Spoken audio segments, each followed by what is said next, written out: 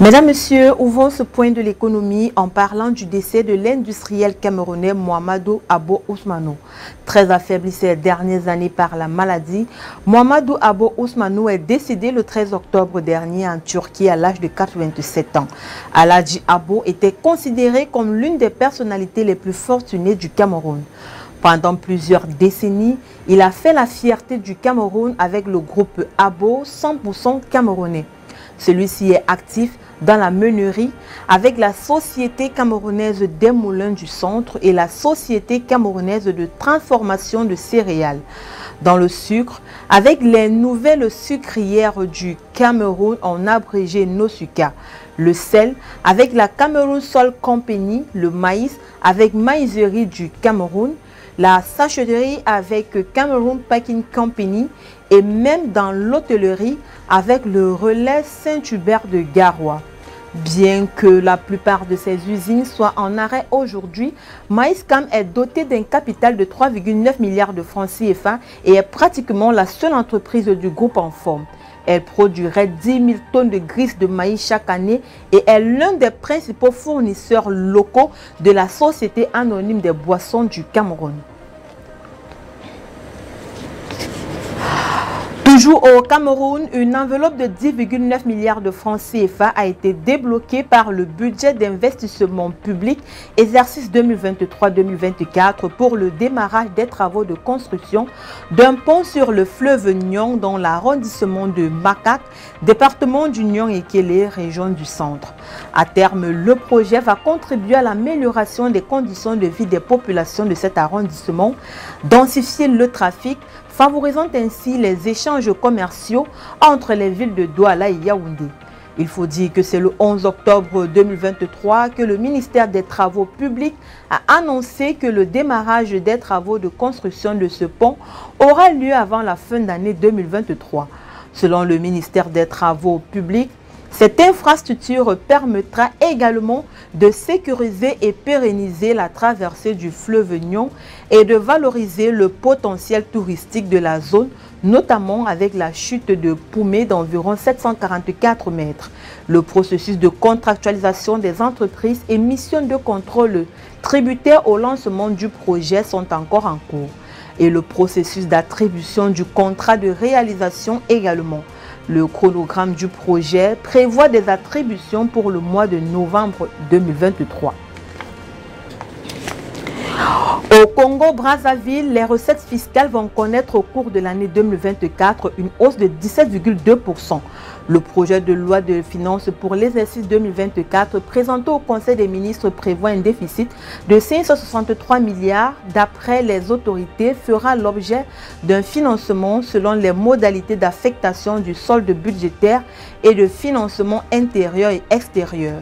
L'exécutif a estimé ses prévisions de recettes fiscales à 935 milliards en 2024 contre 798 milliards en 2023, soit une hausse de 137 milliards. Pour ces nouvelles prévisions, le gouvernement congolais mise sur la poursuite du programme économique et financier conclu avec le Fonds monétaire international et la facilité élargie de crédit, y compris les réformes visant à consolider la viabilité de la dette. Ainsi, les estimations des recettes proviendraient de la fiscalité intérieure pour un montant de 749 milliards et de la fiscalité de porte-douane à environ 186 milliards de francs CFA. D'après le compte rendu du Conseil des ministres, les revenus liés au pétrole demeurent la principale ressource de l'État en dépit des efforts de diversification de l'économie nationale.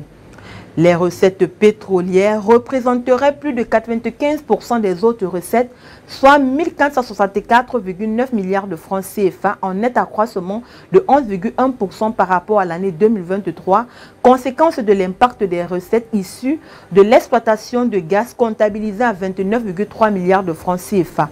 Les dons chiffrés connaîtront une baisse de 25% en 2024 à seulement 55,5 milliards, tandis que les cotisations sociales vont passer de 79 milliards en 2023 à 84,7 milliards en 2024. Il faut dire que ces prévisions budgétaires sont élaborées dans un contexte de tension inflationniste à 3,6%. Selon les autorités, le pays pourrait réaliser un taux de croissance de 4,4% contre 1,7% en 2022 pour s'établir à 5,8% en 2024. Au Gabon, Anaclet Ngouan est le nouveau président de l'Ordre national des experts comptables du pays.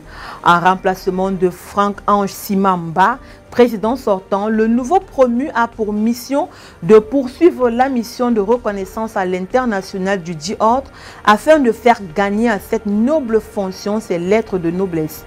Seule liste en lice, Anaclet Ngouan a remporté l'ensemble des suffrages exprimés. Sur un collège électoral de 56 membres, sa liste a obtenu les 41 voix exprimées, soit 100%. Anaclet Ngouan, qui effectue un premier passage à la présidence de l'ONEC, entend définir une feuille de route pour ces 4 prochaines années. Rappelons que l'Ordre national des experts comptables du Gabon, en abrégé ONEC, est régi par la loi 022/2017 de 26 janvier 2018. Elle est une institution dont le rôle est de contribuer au développement économique par la transmission de l'information financière fiable et d'assurer la valorisation et la défense de la profession d'expert comptable du Gabon sur le plan national et international. 215 millions de dollars, c'est la somme qu'a octroyée la Banque mondiale au Soudan du Sud pour l'aider à faire face au choc climatique. Grâce à ce don, le pays a lancé son projet régional de résilience climatique. Malgré les défis actuels du secteur de l'eau, notamment la pénurie de ressources humaines et financières, le chevauchement des responsabilités institutionnelles et la fragilité des systèmes de gestion, ce programme permettra le renforcement de la planification de la gestion des ressources en eau résistantes au climat. Avec les ressources de la Banque mondiale, le gouvernement sud-soudanais investira dans des systèmes d'alerte précoce, les capacités de surveillance et de prévision et la cartographie des risques d'inondation. Le financement de la Banque mondiale permettra également la construction et la réhabilitation d'infrastructures de protection contre les inondations et soutiendra les activités de subsistance dans les zones sujettes aux inondations.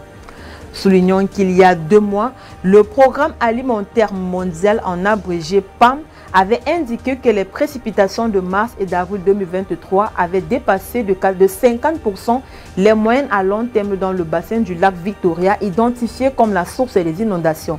Une situation qui affecte plus de 8 millions de personnes à travers le Soudan du Sud. Les autorités sud-soudanaises espèrent donc s'appuyer sur le projet régional de résilience climatique de la Banque mondiale pour apporter une réponse durable à cette crise. Refermons ce point de l'économie avec l'expression du jour.